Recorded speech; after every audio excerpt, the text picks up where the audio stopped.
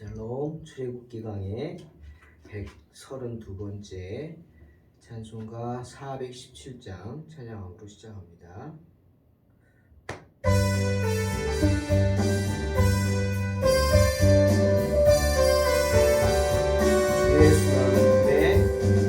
주 예수 넓은 품에 나 편히 안겨서 그 크신 사랑 안에 나 편히 쉬겠네. 영광의 들을 지나 저 푸른 바다 건너 전사의 노래소리 내 귀에 들리네. 주 예수 넓은 품에 나 편히 안겨서 그 크신 사랑 안에 나 편히 쉬겠네. 주 예수 넓은 품에 나 편히 안기 이 세상 악한 세력 날 해치 못하네. 슬픔과 근심 걱정 이후에 없으리니 시험이 닥쳐와도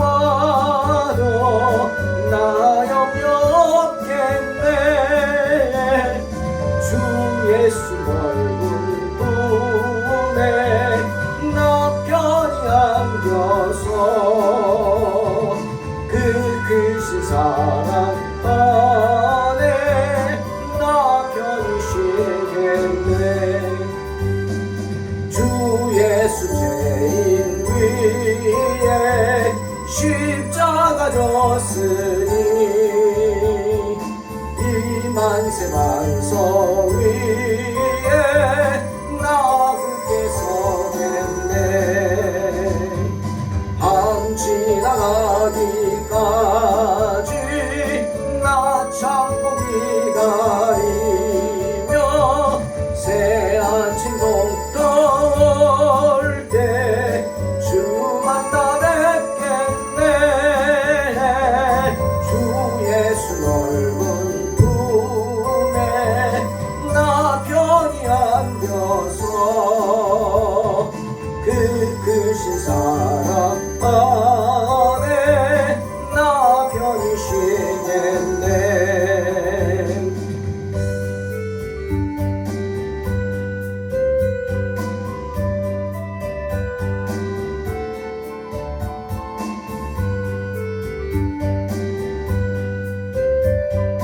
나 편히 쉬겠네.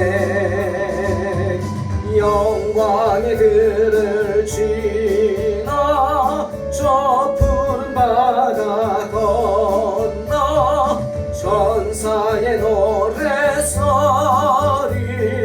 내 귀에 들리네. 주 예수 넓은 품에 나 편히 안겨서 그 크신 사랑 안에 나 편히 쉬겠네. 아멘.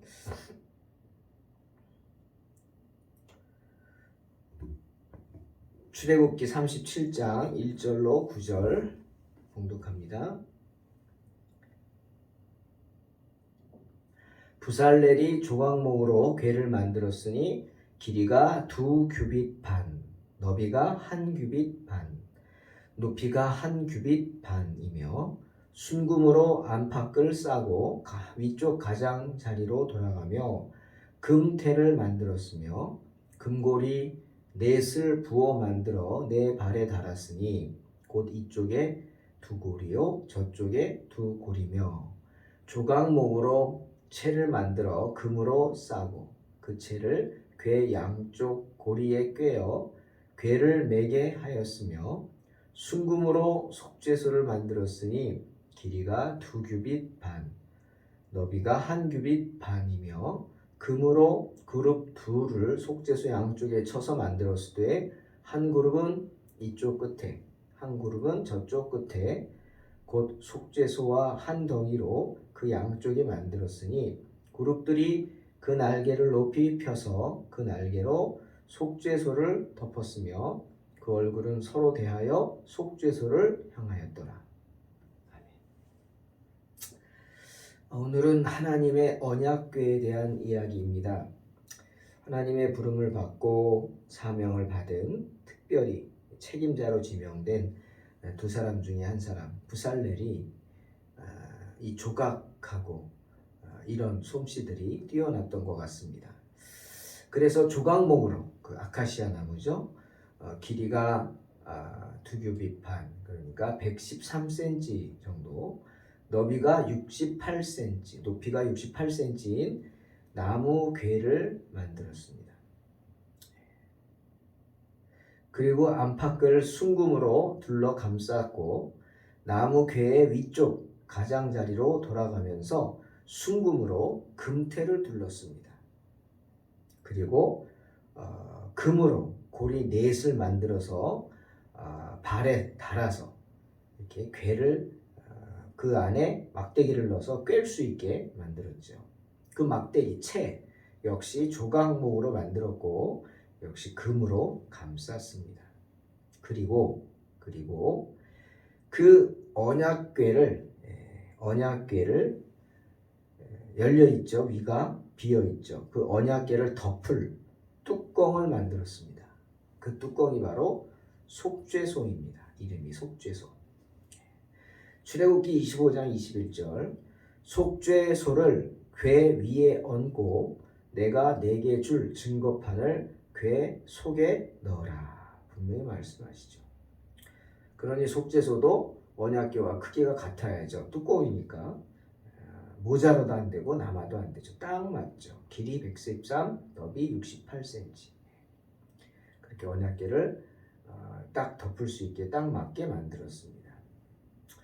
그리고 속죄소 위 양 끝에 그룹이 있습니다. 그룹을 만들어서 그룹 둘이 있어요. 한쪽에. 그래서 그룹들이 서로 이렇게 날개를 높이 펴서 서로 날개를 이렇게 속죄소를 감싸듯 하고 서로 마주보고 있습니다. 얼굴은 어디로 가요? 속죄소 안을 들여다보고 있죠. 이렇게. 그렇게 만들었습니다. 모세는 이 하나님의 이 언약궤, 법궤죠. 또 속죄소, 그리고 그룹, 하나님의 제1천사 세라핌 그룹의 제작 방법을 오늘 이 37장 출애굽기, 그 다음에 출애굽기 38장, 그리고 39장에 걸쳐서 아주 상세하게 지시하고 있습니다. 하지만 이것은 모세 자신의 작품은 아니죠. 시내산에서 하나님께로부터 받은 지시대로 만들어야 되기에 그 지시사항을 전달하는 것입니다.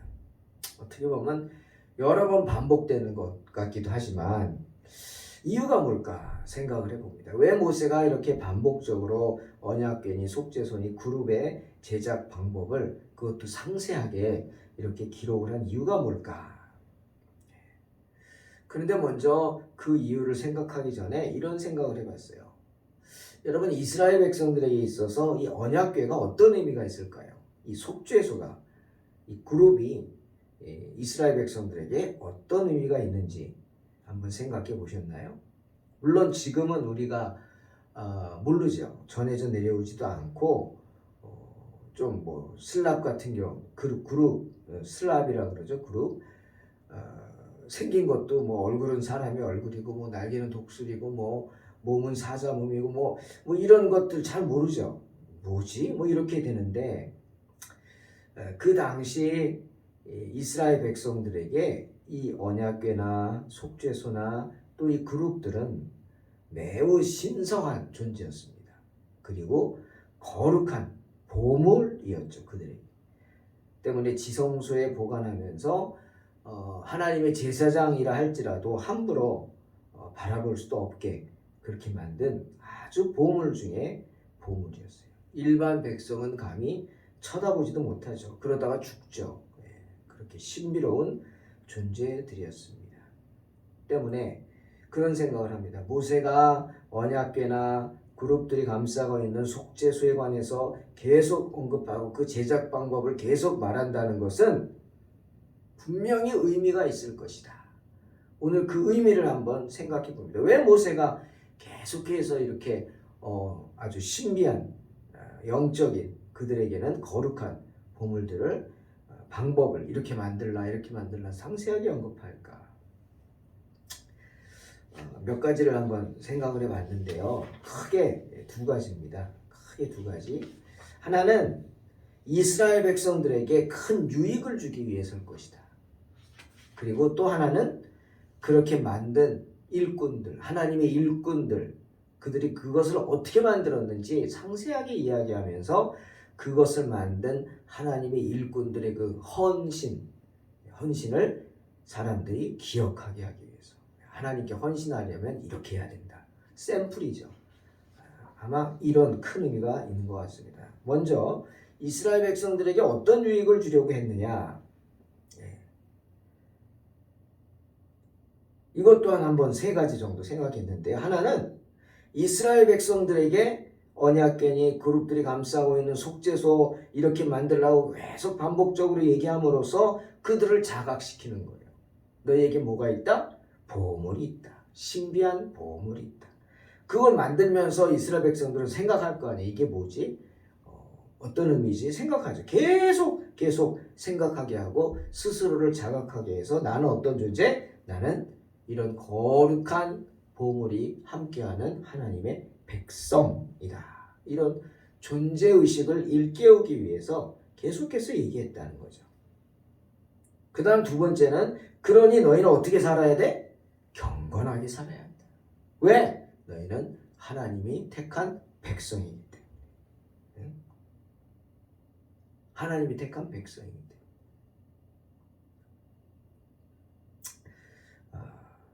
하나님의 택한 백성으로서 이런 것들을, 이 보물들을 너희가 만들 수 있는 존재다 이거죠. 만들 수 있는 존재니까 어떻게? 너희는 하나님의 자녀고 때문에 거룩하게 살아야 한다.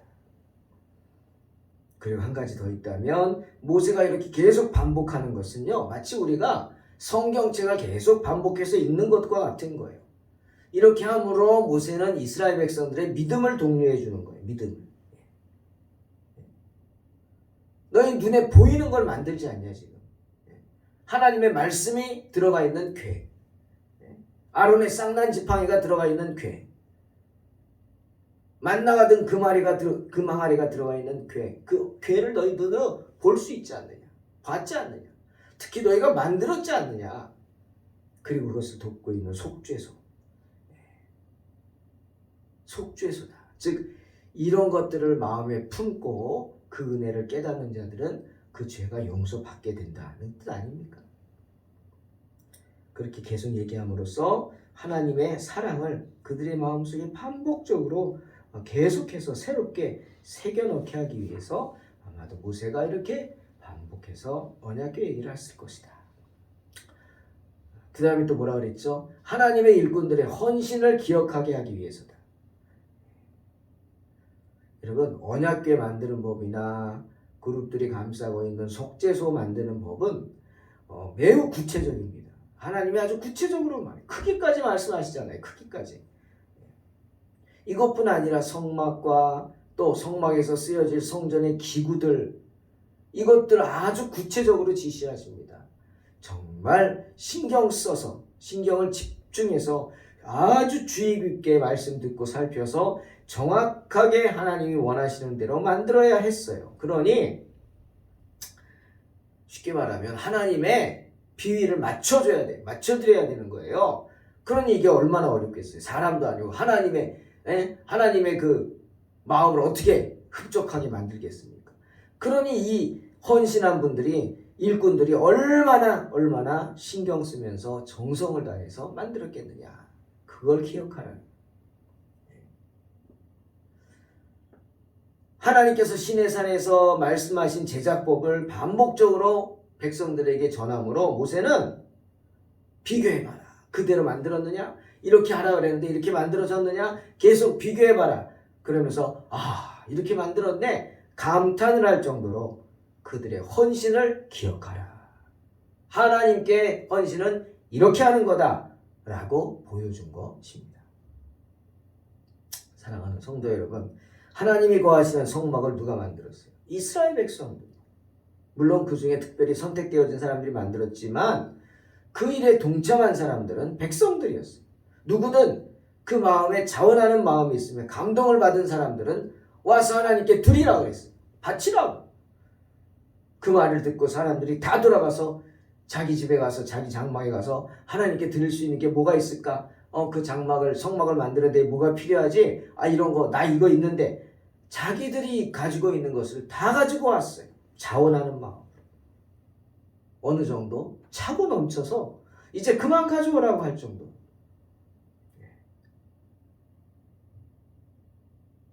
그게 헌신이죠. 그렇게 헌신한 거. 누가 헌신했어요? 백성들. 여러분, 거룩하신 하나님의 영광이 아무 데서나 드러나겠습니까? 그 거룩한 성물, 언약궤, 속죄소, 그룹 아무나 만들 수 있겠냐는 거죠. 아니죠. 아니, 하나님께서 아무에게나 만들라고 시키겠냐는 거죠. 아니죠. 그러니 그 일에 동참할 수 있음을 감사해야 합니다. 내가 그런 일에 쓰임 받았다면 더 감사해야겠죠. 성막 짓는 일에. 오늘날 어떻습니까? 교회를 세우는 게 뭐죠? 하나님의 몸된 교회라고 우리가 입술로 말합니다. 고백하죠. 교회를 세우는 것은 하나님의 몸을 세우는 거예요. 이 땅에. 그러니 얼마나 귀한 일이고 얼마나 축복받을 일입니까? 그러니 언제든지 우리가 교회를 세우는 일, 그거 특별한 것도 있겠지만 가장 쉬운 일은 뭐부터? 교회 내 자리 내가 채우는 일이에요. 여러분, 교회에 있어야 할 내 자리가 비어지면 그 순간 거긴 사탄이 와서 들어앉는다고. 사람들이 그런 말 하죠. 물론 그건 아닙니다. 교회에 사탄이 감히 접근도 못해요. 하지만 그 빈자리를 보고 같이 있던 성도들이 마음에 상처를 받습니다. 그건 맞습니다. 저 사람 왜 안 왔지? 저분 왜 안 왔지? 뭔 일 있나? 걱정하게 되고 아니면 시험에 들게 되죠. 그게 큰 죄죠. 때문에 내가 하나님께 영광 돌리는 일, 하나님 일에 쓰임받는 일 다른 거 아닙니다. 주일날 내가 있어야 할 내 자리를 지키는 거예요. 내가 하나님의 자녀라는 사실에 긍지를 가지고 그리고 그에 합당한 삶, 즉 정결한 삶을 살아가는 것입니다.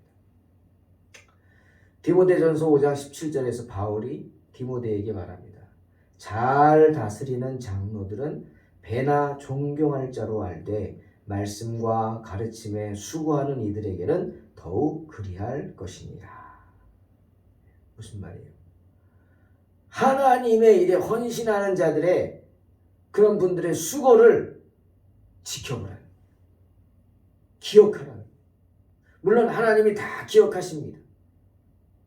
하나님뿐 아니라 그 성도들도 그렇게 헌신하는 분들의 헌신을 귀히 여기며 지켜봐요.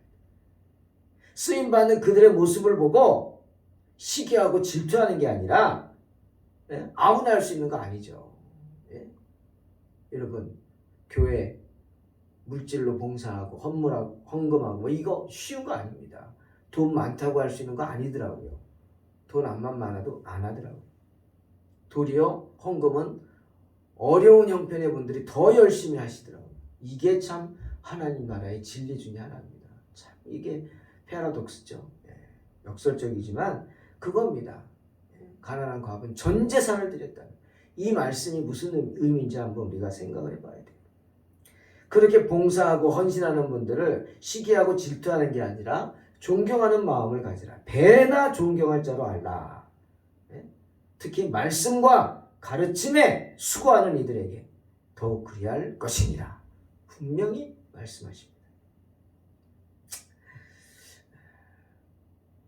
언약궤를 덮어 보호하는 속죄소에 그룹이 둘이 있는데 그 얼굴이 하늘을 향하지도 않고 옆을 바라보지도 않고 오직 속죄소를 바라보고 있다는 사실.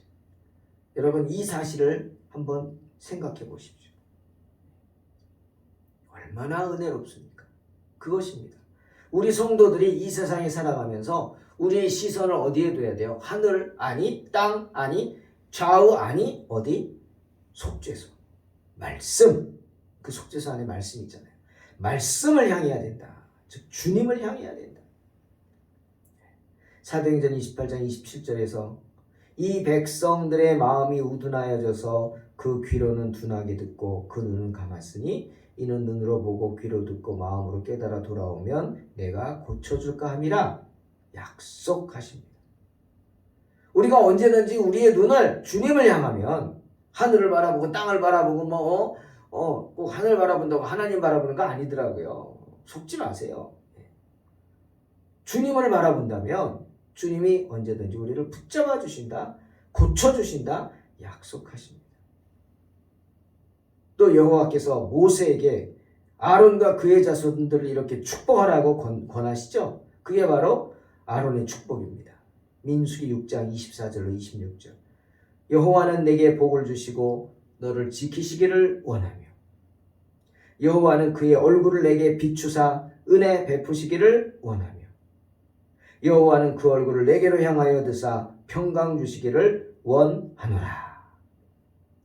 하나님은 우리를 항상 지켜보고 은혜 베푸시기를 원하고 언제나 우리를 향해 얼굴을 들고 계세요. 그 주님의 얼굴을 바라봐야 될 거 아닙니까? 속죄소를 덮고 있는 그 그룹처럼 항상 속죄소를 바라보고 있어야 되잖아요. 우리가 항상 주님의 얼굴을 바라봐야 우리를 바라보시는 주님과 눈이 맞고 눈이 마주쳐서 주님 주시는 복을 받지 않겠습니까? 사랑하는 성도 여러분, 힘들죠? 산다는 게 힘듭니다. 삶과 죽음은 진짜 종이 한 장 차이인 것 같아요.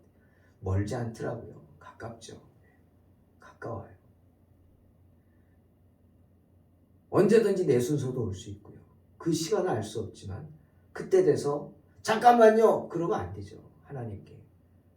그래서 계시록 끝에 뭡니까? 계시록의 성경 마지막 절이 뭐예요? 아멘. 주 예수여 오시옵소서. 아닙니까? 아멘. 주 예수여 오시옵소서. 마라나타. 이게 우리의 고백이 되어야 합니다. 하나님 부르시면 아멘. 내가 여기 있나이다. 날 받으옵소서.